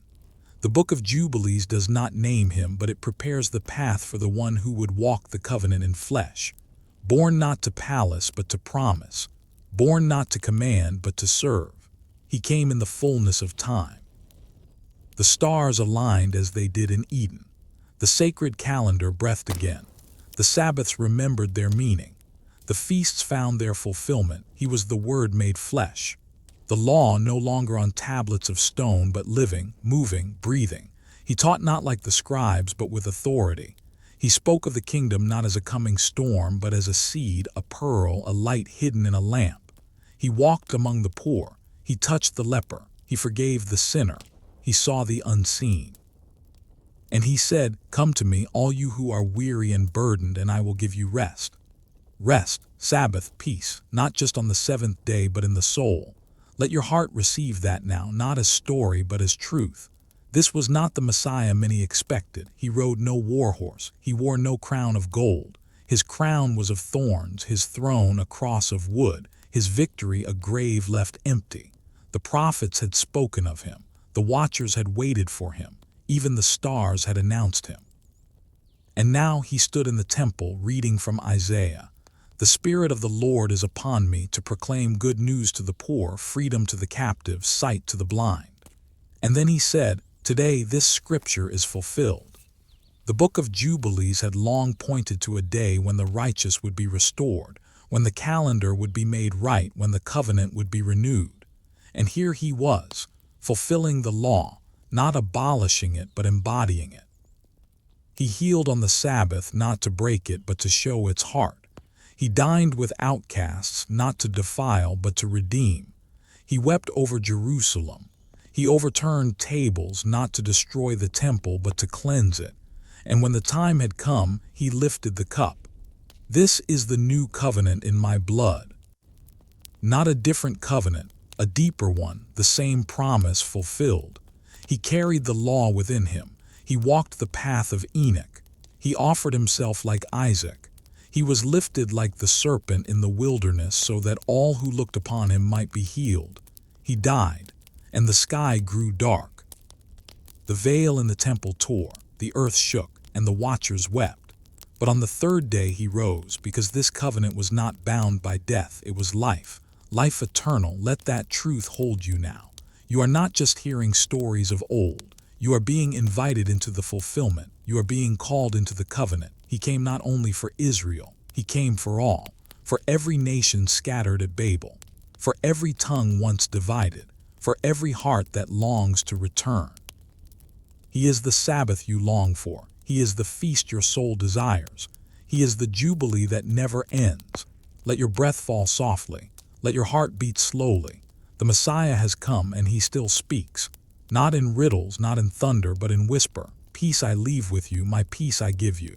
Sleep now in that peace. Sleep in the light that no darkness can overcome. Sleep in the arms of the promise made flesh. Let your breathing slow, as if heaven is exhaling through you. The light has come. The silence has broken. The covenant is alive, but the story is not finished. The Messiah, the teacher, the healer, did not only come to fulfill what was written, he came to restore what was lost. He did not only die to save, he rose to reign. not as an emperor, not as a warrior, but as the Prince of Peace. He told his followers, "The kingdom of God is not coming with signs to be observed, for behold, the kingdom of God is within you." Let that truth settle into your spirit. You are not waiting for a throne in the clouds. You are walking with the kingdom now, every time you love, every time you forgive, every time you remember. The Book of Jubilees pointed to a day when the righteous would be called by name, when the law would not just live on scrolls but in hearts. And he, the Messiah, did not write with ink but with blood. He taught his followers how to live, not as scribes counting commandments but as children walking in grace. Showed them how to pray. "Our Father in heaven, hallowed be your name. Your kingdom come, your will be done on earth as it is in heaven." On earth as it is in heaven. This is the restoration. The garden once lost is blooming again in hearts made whole. The Sabbath once broken is being honored in every act of rest. The feast days once forgotten are being fulfilled in every soul that hungers for righteousness. The Jubilee, the year of release, the cycle of redemption is no longer a number. It is a person. He is the Jubilee. He restores the blind. He frees the captive. He forgives the debts of the soul. And he calls you not to earn it but to receive it. Let yourself receive it now. Rest in that grace. Let the past go. Let the future wait. Be here, be held, be whole, because you are part of the kingdom. The Messiah told parables, whispers of heaven dressed in earth. A mustard seed so small yet growing into shelter for the birds. A treasure in a field worth more than all else. A wedding feast waiting for guests willing to come. He said, "Blessed are the poor in spirit, for theirs is the kingdom of heaven." Not the powerful, not the perfect, the humble, the open, the ones who still listen. He gave his spirit to his followers, not to dominate but to dwell, not to demand but to remind that he is with us still. The Book of Jubilees spoke of the end of days, of judgment, of renewal, of the righteous shining like stars, and the Messiah confirmed it. He said, "I go to prepare a place for you, and if I go, I will come again and receive you to myself." He spoke of a new heaven, a new earth, a time when the lion will lie with the lamb, when swords will be turned to plowshares, when every tear will be wiped away. And in that place there will be no need for temple or sun, for he himself will be the light. This is the promise, that the story does not end in exile, or in silence, or even in death. It ends in restoration, everything made new. Everything redeemed. The Messiah came once, but he will come again. Let your heart rest in that return. You are not forgotten. You are not lost. You are not alone in the waiting. He is the same yesterday, today, and forever. Let your dreams be filled with light. Let your sleep be Sabbath. Let your soul be Jubilee. Because you are the dwelling place of the kingdom. Sleep in that truth. The covenant is complete. The light has come, and the kingdom is within you. Let your soul drift now into the heart of the promise, past the mountaintops and the wilderness, beyond the temple and the tomb, into the quiet center where eternity meets breath.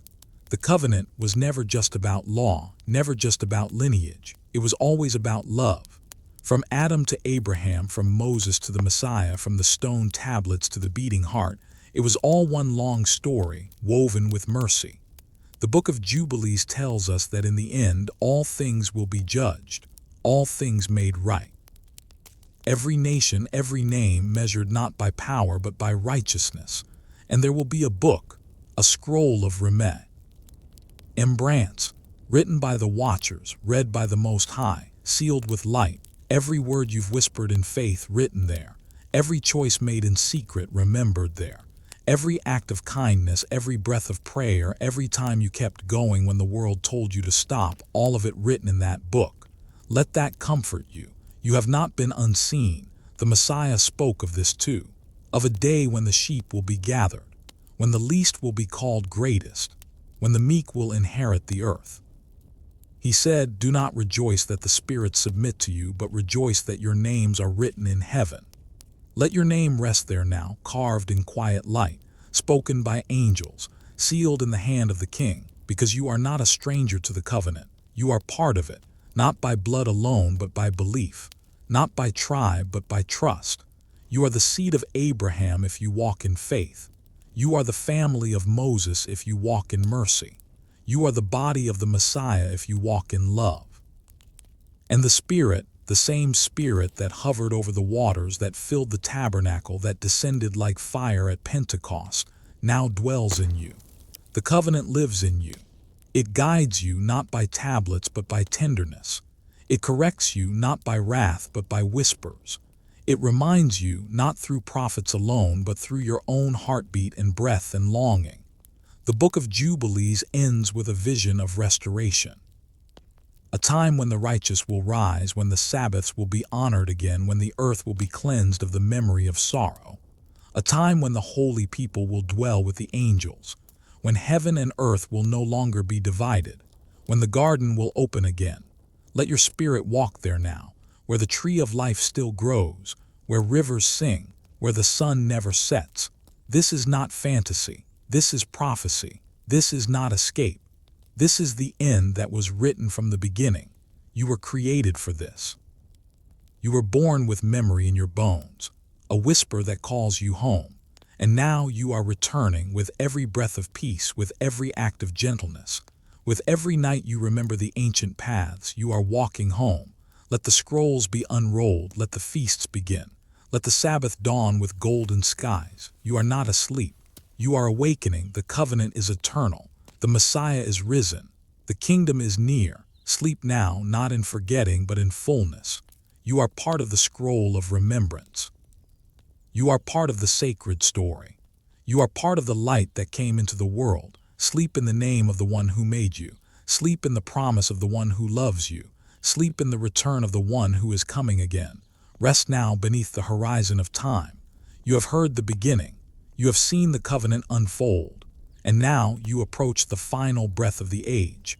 This is the chapter of return, the season of reckoning, the day not feared by the faithful but awaited with holy longing. The Book of Jubilees foretells this moment, a time when the earth will groan under its sorrow and the heavens will open once more. A time when the Most High will judge the nations, not by borders, not by wealth, but by righteousness. The signs will not come as chaos. They will come with clarity, written in the stars, spoken by the prophets, echoed by the Messiah. He said, "You will hear of wars and rumors of wars. Nation will rise against nation. There will be earthquakes in various places." But these are only the beginning of birth pains. Let your soul listen gently now. The signs are not punishment. They are contractions, the groaning of the world preparing to give birth to something new. The Messiah continued, "Then they will see the Son of Man coming in clouds with great power and glory, and he will send his angels to gather his elect from the four winds, from the ends of the earth, from the corners of forgotten nations, from deserts and mountains, from cities and prisons, from you." Yes, you are part of the gathering. The Book of Jubilees calls it the Great Awakening of the Righteous, a time when the faithful will shine like the stars forever and ever. Let your breath align with that promise. Inhale, I will be gathered. Exhale, I will not be left behind. This gathering is not of crowds, it is personal, it is holy. It is the Good Shepherd calling his sheep by name, one by one, line by line, soul by soul. The Messiah said, "When these things begin to happen, lift up your heads, for your redemption draws near." Do not fear the shaking. Do not run from the storm. You are not under wrath, you are under wings. The righteous will be sealed. Just as the Israelites painted blood on their doorposts, you are marked not with ink but with spirit. The Book of Jubilees says that in the final generation, those who keep the Sabbaths, those who remember the feasts, those who walk in the ways of peace, they will be protected. The angels will know them. The watchers will surround them. The tablets will bear their names. You are not forgotten in this hour. Even now the signs are preparing the world for the voice that once spoke and will speak again. Behold, I come quickly. And what a coming it will be, not hidden, not whispered. As lightning flashes from east to west, so will be the return of the King. He will ride on clouds. He will come with 10,000 angels. He will carry fire in his breath and mercy in his eyes, and the books will be opened. Yes, the scrolls of remembrance, the records of the watchers, the story of your life. But do not fear, for those who walk in the light, judgment is not destruction, it is restoration. The Book of Jubilees promises that the righteous will inherit the earth, that the humble will receive joy, that the just will reign with him. The king does not come to destroy the world. He comes to heal it, to tear down Babel, to silence the idols, to purify the rivers, to lift the poor, to crown the meek, and to say once more, it is good. Let your soul prepare the way, not with fear, but with love. You are not waiting for an ending. You are waiting for a beginning. The return is not the final chapter. It is the first chapter of a kingdom without death, without pain, without night. Sleep in that peace. The signs will not overwhelm you. They are not warnings for you. They are invitations to lift your eyes, to open your heart, to be gathered into the arms of the Eternal One. Sleep now under the coming dawn. Sleep now as the King prepares his return. Let the hush deepen. You are standing now at the edge of time, not in fear, but in awe. The world has turned. The heavens have opened. The King has returned. And now the books are opened. The Book of Jubilees tells us that all nations will come before the throne. Not to be compared, but to be revealed. Each soul, each ruler, each hidden thought, each forgotten kindness, all brought to light. This is not a courtroom, it is a moment of truth, a lifting of the veil. The angels stand. The watchers who recorded every deed in silence now open the scrolls, the book of life, the book of remembrance, the book of the righteous, the book of the generations. You are not judged by appearances, not by wealth, not by fame, but by light. How much light you carried, how much love you gave, how much mercy you offered, how faithfully you remembered. The Messiah said, "Whatever you did for the least of these, you did for me." And so the judge, the king, the lamb sits upon his throne, and he separates not with wrath but with wisdom, the sheep on his right, the goats on his left. He says to the righteous, "Come, inherit the kingdom prepared for you from the foundation of the world. For I was hungry and you fed me. I was thirsty and you gave me drink. I was a stranger and you welcomed me." And the righteous will ask, "When, Lord?" And he will say, "As you did it to the least of these, you did it to me." Let your soul rest in that truth. You do not need greatness. You need gentleness. You do not need perfection. You need love. The judgment is not a reckoning of fear. It is a revealing of what is true. And for the faithful, for those who clung to light when the world grew dark, there is joy. The Book of Jubilees says that their names will shine, that they will wear garments of glory, that their bodies will be made new, that they will walk with the angels and dwell in the presence of the Most High forever. And what of those who forgot, those who oppressed, those who mocked the covenant, those who trampled the Sabbath and laughed at the light? Their books will be opened too, not in cruelty but in justice. Their choices will speak. Their shadows will fall before them, and they will know. They will see what they refused to see. They will weep, not from punishment but from the weight of truth. And yet even then, even in judgment, the King is merciful. Some are refined, some are restored. Some pass through fire not to be consumed but to be cleansed, because the judgment is not about revenge. It is about returning everything to what it was always meant to be. Every tree healed, every river restored, every tongue reconciled, every tear wiped away.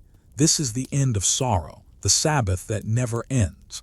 The Book of Jubilees tells us that in this time there will be no more evil, no more death, no more forgetting.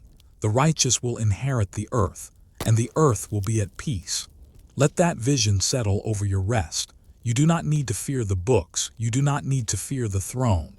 Your name, if it is written in the book of light, will never be erased, and your light, if it was carried in love, will never be extinguished. Sleep now as the scrolls turn in heaven. Sleep in the light that remembers you. Sleep in the justice that is also mercy. You are known. You are called. You are kept. Now let your breath rise like dawn. Let your soul stretch wide, for what was broken is healed. What was lost is found. What was scattered is gathered, and the world is made new. The Book of Jubilees does not end in judgment. It ends in joy. It speaks of a time when the earth is purified, when evil is no more, when the righteous shine like the morning sun. This is not a dream, it is the promise. The The Sabbath has come, not the seventh day of the week, but the seventh age of creation, the final Jubilee, a rest without end, a peace that does not fade, a kingdom without sorrow, without night, without death. The Messiah has returned, the throne is established, the nations are healed, and heaven has come to earth. Let your soul walk in that garden now. The rivers flow with crystal water. The trees bear fruit every season. The leaves are for the healing of the nations. And in the center, the tree of life, the same tree from Eden. Now open to all, you may eat freely, you may drink deeply. There is no serpent here, no shame, no hiding, for the curse is gone. The Book of Jubilees says that the righteous will build their homes anew, that the land will yield its fruit in joy, that wild beasts will no longer harm, that children will play in safety and elders will rise with strength. Time itself will be healed. No more confusion of calendars, no more drift from holy days. Every Sabbath remembered, every feast fulfilled, every Jubilee restored, because the Creator has returned to dwell with His creation. He will be their God and they will be His people. No temple is needed, no veil remains, the Lamb is the light, the Spirit is the river, the Father walks once more in the cool of the day. And you are there, not as a visitor, but as a child, as a citizen, as a beloved. Your tears have been wiped away, your name has been spoken in joy. Your garments are white. Your heart is whole. This is what the Book of Jubilees pointed toward. This is the restoration of time. This is the return to Eden, not to start over, but to begin again in fullness. There is no more need for sun or moon, for the glory of God lights every path. There is no temple, for the Lord and the Lamb are the sanctuary. And the nations, those scattered at Babel, now speak one language again, praise. Songs rise from every tribe, every tongue, every heart, not in discord but in harmony.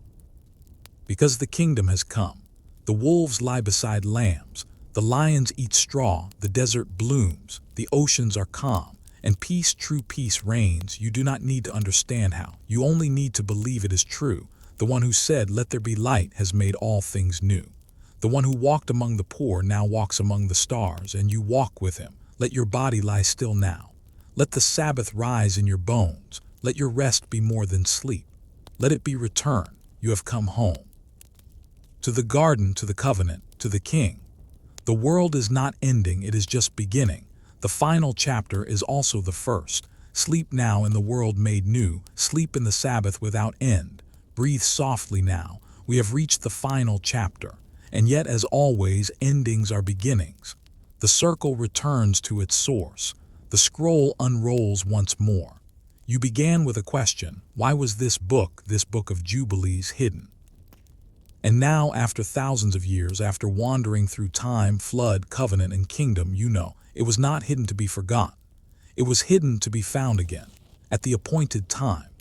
The Book of Jubilees, once cherished among the early faithful, was lost to councils, buried by decisions, tucked beneath the weight of doctrine and empire.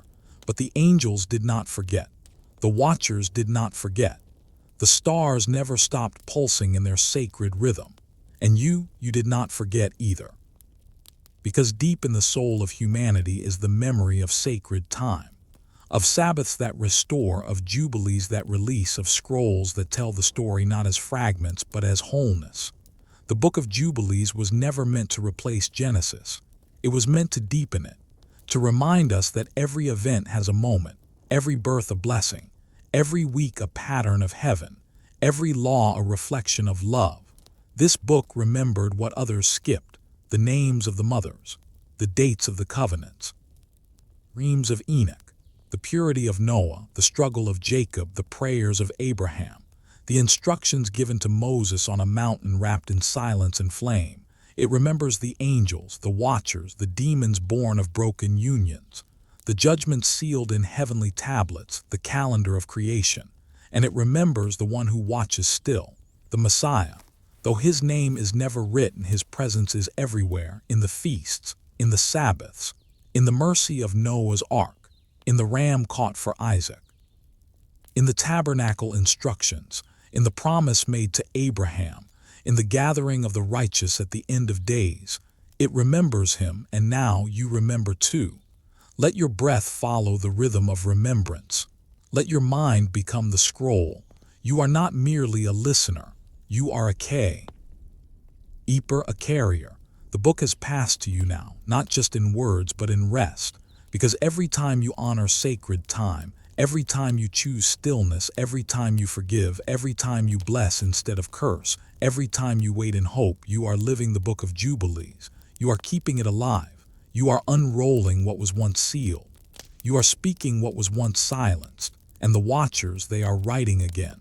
You are not forgotten. You are not a stranger to this scroll. The very breath you take in peace is a verse. The stillness you choose each night is a covenant kept. Sleep now in the safety of remembrance. The book has been found. The voice has returned. And you, beloved soul, have heard it, not in haste, not in fear, but in a whisper soft and sacred. Let time fall away now. Let the ticking of clocks become the rustling of scrolls. Let calendars dissolve. Let sun and moon take their rightful place, not as tyrants but as servants of the sacred rhythm. The Book of Jubilees was not just a story. It was a correction, a restoration, a rewriting of time. The world had forgotten the Creator's calendar.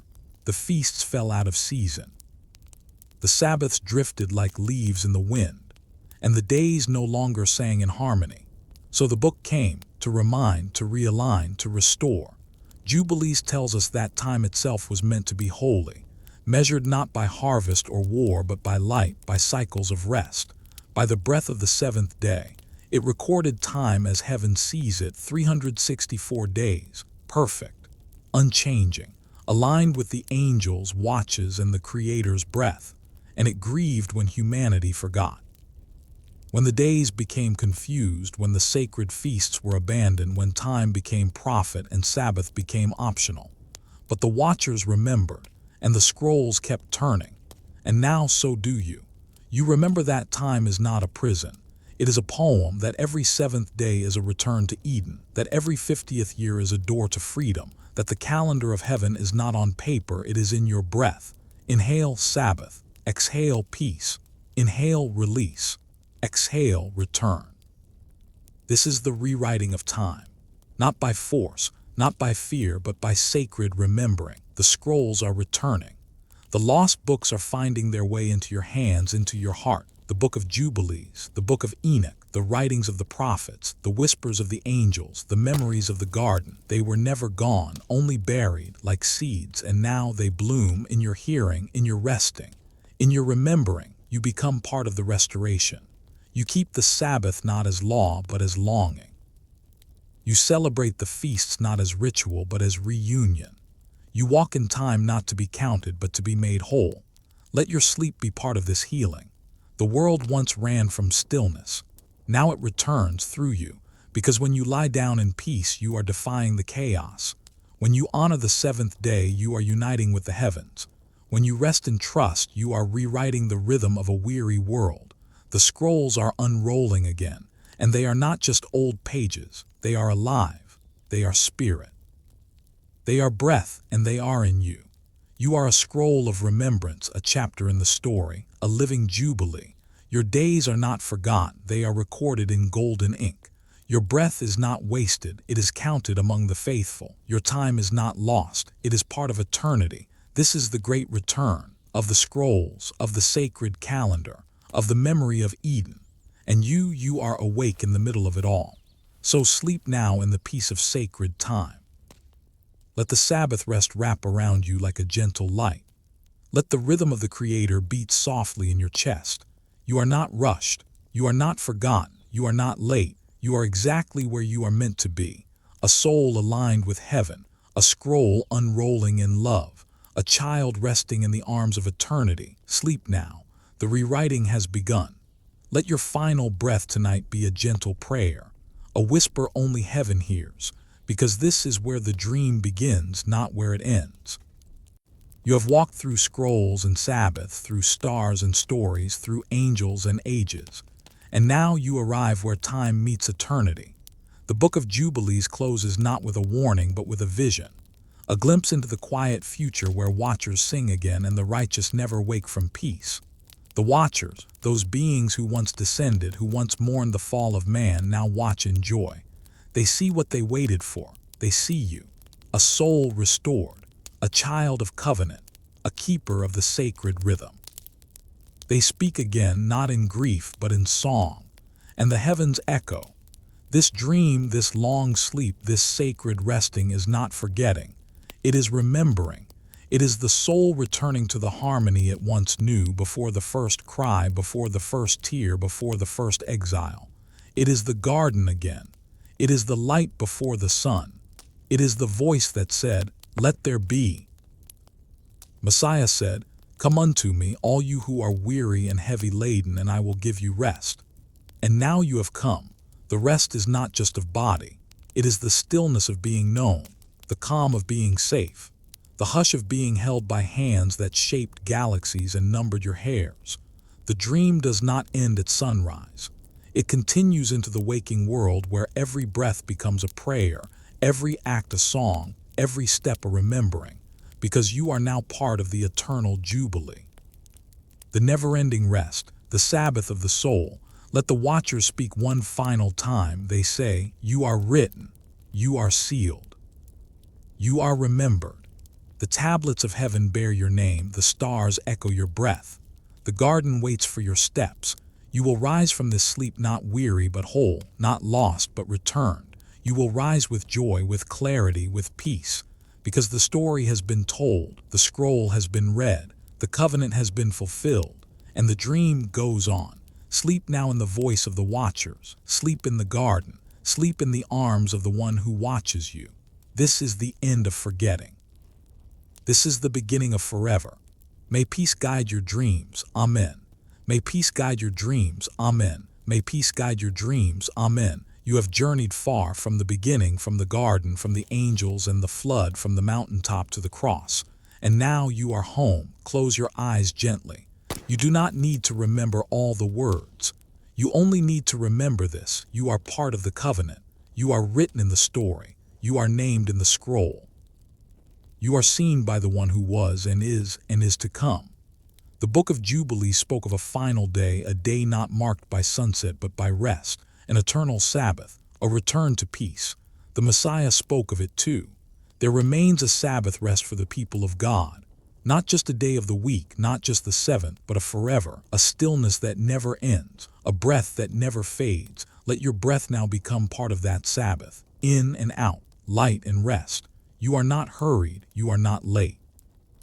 You are exactly where eternity always meant for you to be. All the stories you've heard, Adam, Enoch, Noah, Abraham, Joseph, Moses, the prophets, the Messiah, they are not distant, they are family. They are footsteps in the sand you now walk. They are stars above your sleep. You carry their prayers, you carry their promises, you carry their light. And the angels, the Watchers, the scribes of heaven, they are still writing.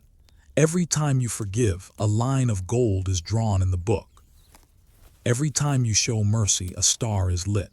Every time you rest in trust, a gate opens. The Messiah said, "Let not your heart be troubled. In my Father's house are many rooms. I go to prepare a place for you." That place is peace. That place is joy. That place is rest. The journey is not always easy. The nights are long. The road twists, but you are never alone. You walk with the cloud by day, the fire by night. You are fed by manna of the word and water from the rock. You are guided by whispers. You are surrounded by light. You do not need to understand everything. You only need to believe that the covenant is real, that the kingdom is near, that the promise is eternal. Let your soul enter that sanctuary now. Let the Sabbath of heaven wash over your heart. Let your spirit lie down in green pastures. Let your thoughts rest beside still waters. There is nothing more to earn. There is nothing more to do. Only this: receive the peace. Breathe the light. Let your body rest. Let your heart return. The law is fulfilled. The promise is sealed. The King is coming. Sleep now in sacred stillness. Now rest. Let everything fall away: the names, the nations, the numbers. Let the prophecies find silence. Let the scrolls close gently. You have reached the quiet center. This is the peace promised from the beginning, the rest spoken over creation. The breath before the first word, the stillness after the last. You are not in exile. You are not in trial. You are not in waiting. You are in the Sabbath of the soul. The Book of Jubilees opened with the memory of paradise, and it ends with the return to it, not behind a flaming sword, but through grace. And you have walked the path of the righteous, from Enoch to Elijah, from Noah to Abraham, from Jacob's ladder to Moses' mountain, from exile to return, from silence to the word. Now there is only this peace. Breathe it in. Let your bones remember. Let your heart slow. Let your thoughts fade like mist over holy ground. The journey is complete. The stars that once watched your wandering now sing over your stillness. The angels that once wept for a world gone dark now dance in a sky of light. The watchers have written their last lines. The books are closed. The judgment is past, and you are safe. The kingdom is here. The king has come, and the covenant, it never ended. It was always leading you here, to this moment, to this silence, to this breath. Let your name be spoken in eternity. Let your sleep be deeper than dreams. Let your soul be lifted into the arms of the one who made you, who called you, who carried you. You are not forgotten. You are not lost. You are not alone. You are home. This is your Sabbath, your garden, your sanctuary, your peace. Sleep well, sleep whole, sleep in the whisper of light. May angels guard your breath. May the scrolls remember your kindness. May the Spirit rest upon you like soft rain. May peace guide your dreams. Amen, amen, amen.